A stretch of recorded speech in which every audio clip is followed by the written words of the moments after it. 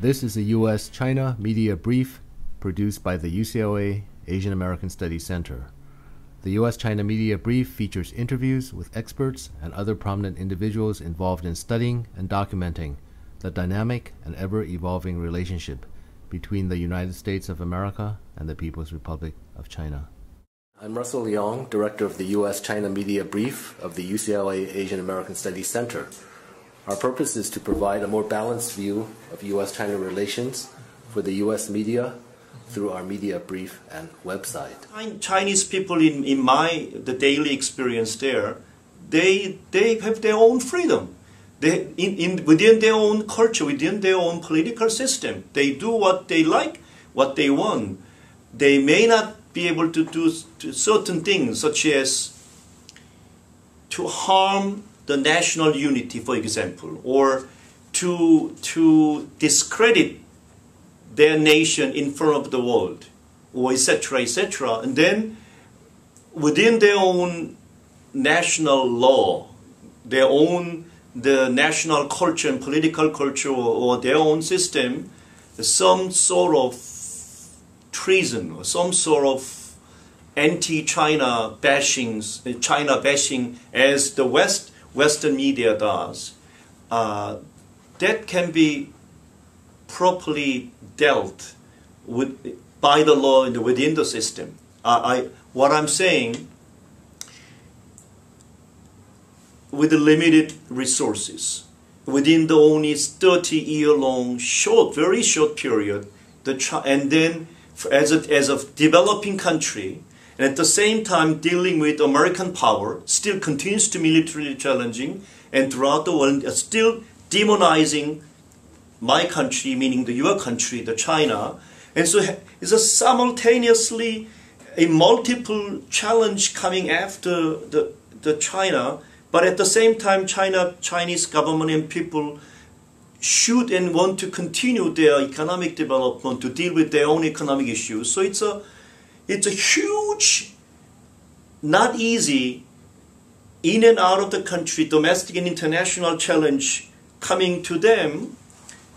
And if I am part of the leadership, then I think we have to bring some sort of control, some sort of centralized governance in order to make sure the social order, some sort of the governance to make sure that everybody hopefully and possibly well fed, and then hopefully the West and the East, the gaps can be filled, and the rich and the poor. And as we well know that the western part of the China is very poor, has not been developed.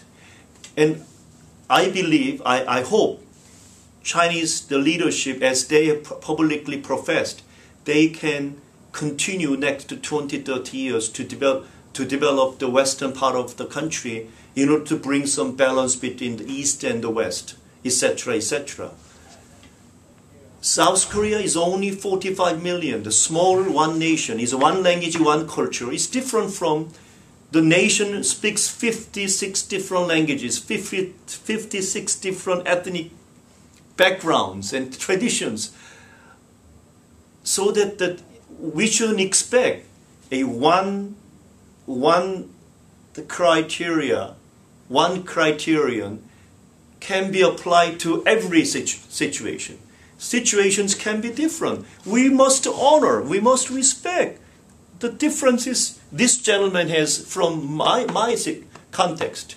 But that's not the world reality now. A side attacks the other side. You are demon. You have no freedom. The other side is you are the empire.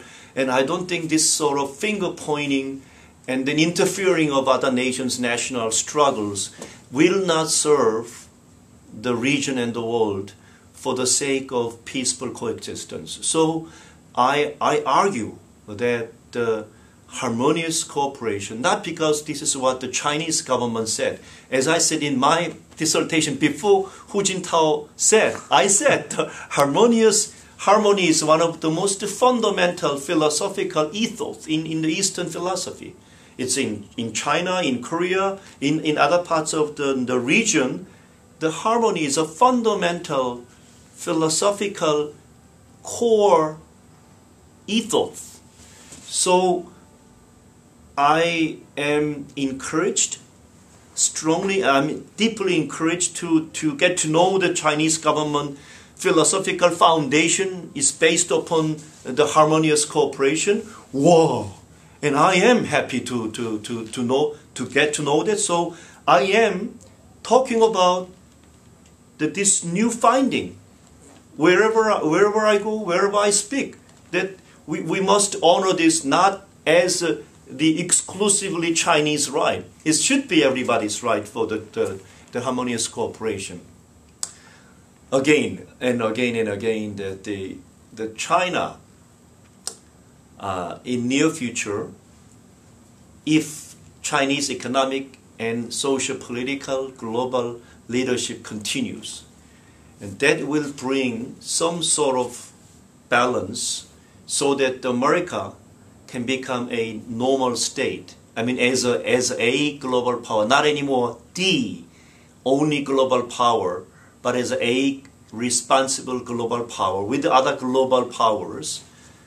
I hope they can work together harmoniously to build a better future for the whole globe.